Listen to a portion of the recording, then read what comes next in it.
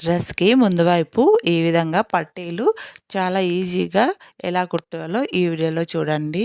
మొదటగా collar neck కోసం ఇలా కట్ చేశాను. ఈ collar neck cutting, stitching video ఐకార్డ్‌లో ఎండ్ స్క్రీన్‌లో ఇచ్చాను. ఎవరికైనా కావాల్సింటే చెక్ చేసుకోండి. ఇలా ఫ్రంట్ ఓపెన్ చేసిన తర్వాత ఇది 5-6 ఇంచీలు ఉంటుంది. మన ఇష్టం, మనకి ఎంత కొంచెం ఎక్కువ కావాలన్నా పెట్టుకోవచ్చు. దీనికోసం ఈ ముందు ఓపెన్ కన్నా ఒక 3 ఇంచీలు ఎక్కువ ఉండే విధంగా క్లాత్ అనేది తీసుకోవాలి. అలాగే వెడల్పు ఒక 3 ఇంచీలు, పొడవు 8 లేక 9 ఇంచీలు లేదంటే 10 ఇంచీలు కూడా తీసుకోవచ్చు మనం మెజర్మెంట్ ప్రకారం. ఇలా 3 ఇంచీలు వెడల్పు, 8 లేదా 9 ఇంచీలు పొడవు ఉన్న క్లాత్ని ఇలా రాంగ్ సైడ్ పెట్టుకొని డ్రెస్ని వెనక వైపు ఫస్ట్ స్టిచ్ చేయాలి.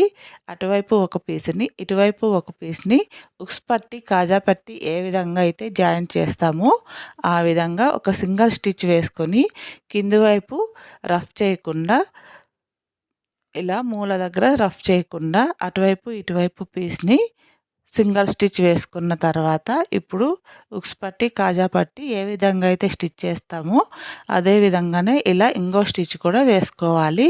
ఇలా వేసుకున్న తర్వాత రివర్స్లో బయట వైపుకి ఇలా ఫోల్డ్ చేసి స్టిచ్ చేసుకోవాలి. సేమ్ ఉక్స్ పట్టి, కాజా పట్టి మాదిరిగానే కన్ఫ్యూజ్ కాకుండా చెక్ చేసుకోండి. ఇలా ఫస్టు అటువైపు స్టిచ్ ఎక్కడైతే ఉందో దాని మీదే స్టిచ్ వచ్చే విధంగా వేసుకోవాలి. లేదంటే డ్రెస్ అనేది ఎక్కువ క్లాత్ లోపలికి వెళ్ళిపోయి పట్టేస్తుంది. రివర్స్లో మనము ఎక్కడైతే స్టిచ్ వేసామో ఆ స్టిచ్ మీదే ఈ స్టిచ్ కూడా రావాలి.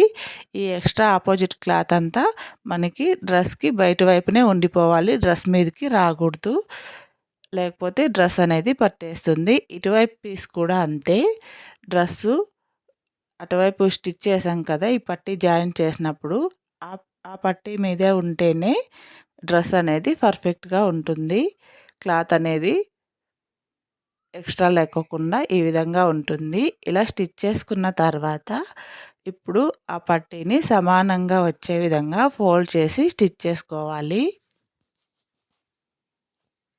ఇలా ఇక్కడ వరకు ఫోల్డింగ్ చేసి స్టిచ్ చేసుకున్న తర్వాత ఇటువైపు క్లాత్ని కూడా దాంట్లోకి ఎక్స్ట్రా క్లాత్ని కట్ చేసి దాని లోపలికి మడ్ చేసుకున్న తర్వాత ఇలా పట్టీ అనేది సమానంగా వచ్చే విధంగా యారో షేప్లో కానీ లేదా స్క్వేర్ షేప్లో కానీ మనకు నచ్చిన షేప్లో ఇలా స్టిచ్ చేసుకుంటే ముందు వైపు ఈ పట్టీలు అనేది చాలా అంటే చాలా ఈజీగా స్టిచ్ చేసుకోవచ్చు.